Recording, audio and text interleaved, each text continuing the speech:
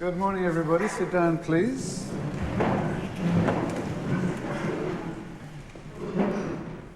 Welcome back to most of you, but we have a new welcome for a few faces. In a very meaningful way, you have control over a lot of what you do. Your own education is up to you as much as it is up to your teachers and all the staff members. It's up to you to figure out what you think you could learn.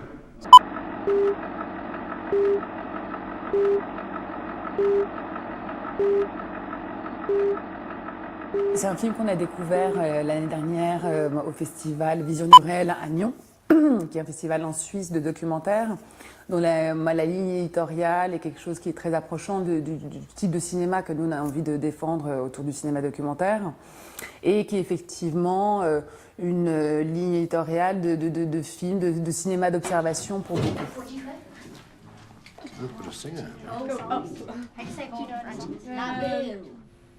L'ombre qui t'escorte est si douce, si doux est le concert de tes voix. J'étais très sensible à la manière dont les réalisateurs ont décidé de raconter cette histoire. C'est avant tout une histoire. Certes, c'est un film qui parle d'éducation, d'une pédagogie peut-être un peu alternative, mais ce qui nous a séduit, ça a été la manière dont tout au long de cette année scolaire, des histoires se déploient, des personnages évoluent pour nous raconter quelque chose du monde de l'enfance.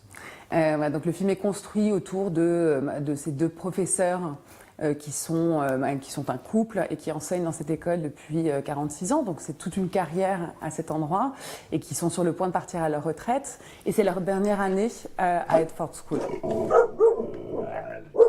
There's nothing there. I'm always at the doctor's 2 weeks before the beginning of term and have a chat.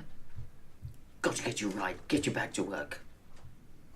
Finalement, ils ne prennent pas leur retraite parce qu'en fait, à un moment donné, le sens de leur vie s'est construit autour de l'accompagnement de générations et de générations d'enfants. Et à un moment donné, ne plus être dans cet exercice de transmission les vide un petit peu de l'essence du sens de leur vie. Donc depuis, ils ne sont pas et toujours pas partis à la retraite. Mais tout à l'heure, vous parliez un petit peu du lieu. Dans les choix de réalisation forts qu'ont compris les réalisateurs, il y a vraiment ce choix de rester dans cette école. C'est que tout d'un coup, cette école devient aussi personnage principal.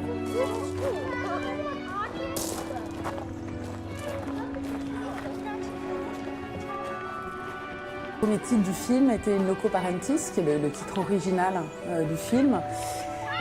Et qui est une expression latine qui évoque le fait d'être sans les parents. Et je pense que le questionnement que voulaient amener les réalisateurs était de savoir, voilà, est-ce que l'école aujourd'hui est capable d'élever, de faire grandir, accompagner la construction des enfants sans les parents.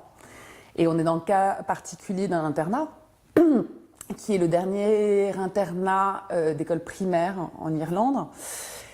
Et tout le film se déploie et pour montrer finalement que oui, c'est possible parce qu'il y a un espace de liberté. Et quelque chose qui est assez particulier à la pédagogie qui est mise en place, c'est qu'il y a un espace de liberté qui est très grand pour développer d'autres compétences, pour se connaître mieux, tout en étant dans un espace sécurisant.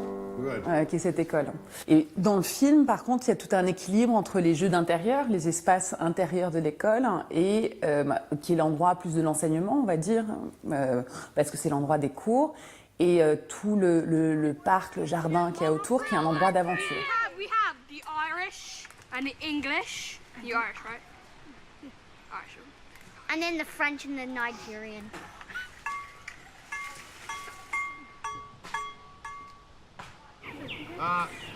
La manière dont les réalisateurs ont travaillé à cet endroit-là, c'était d'abord un travail de repérage qui a été très long. C'est-à-dire que pendant 1 an, ils n'ont pas sorti de caméra, mais ils ont observé les rythmes de l'école et ils ont commencé à se profiler des personnages potentiels.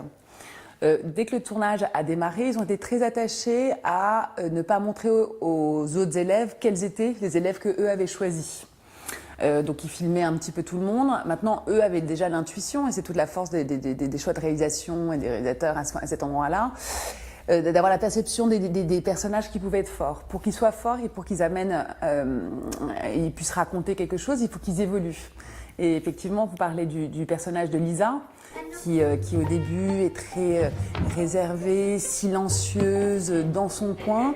Et on la voit tout au long de l'année, petit à petit, grâce à la communication que eux, en tant que professeurs, mettent en place avec eux, mais aussi grâce à toute l'intelligence du collectif des autres élèves qui la rassurent et qui l'incluent dans leur groupe.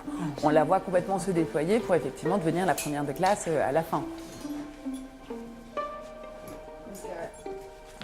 Et les autres 4-5 élèves qui portent aussi l'histoire sont des élèves qui grandissent, qui évoluent et donc permettent de raconter quelque chose.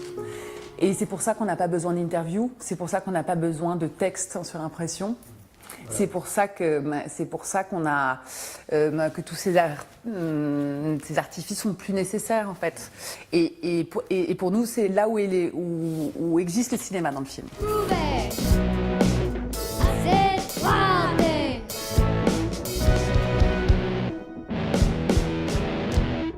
Wild thing, I think I love you. Oh no, but c'est un type de cinéma où il n'y a pas d'évidence à ce que ce soit du documentaire. Le documentaire, c'est très codé, c'est un genre qui est très codé, notamment sur le documentaire télévision. Et c'est vrai que sur les séances, les projections qu'on a faites jusqu'à présent, à la fin du film, on a compris que c'était du documentaire. On s'est dit, mais ça pourrait être de la fiction aussi.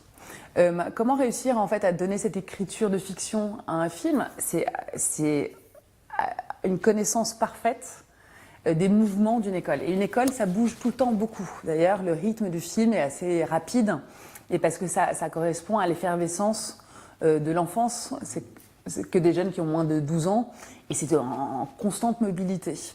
Et toute la force de la réalisation, ça a été de réussir à anticiper les mouvements. C'est-à-dire que le réalisateur, de par son repérage, connaît tellement bien les mouvements dans un espace que eux savent où placer leur caméra pour être au centre de l'action. Ce qui leur permet de faire des champs, contre-champs, et donner en fait plus des outils qui correspondent à la fiction qu'au documentaire tel que certains peuvent le concevoir. Et nous, c'est vraiment à cet endroit-là qu'on se sent bien, nous, en tant que distributeurs.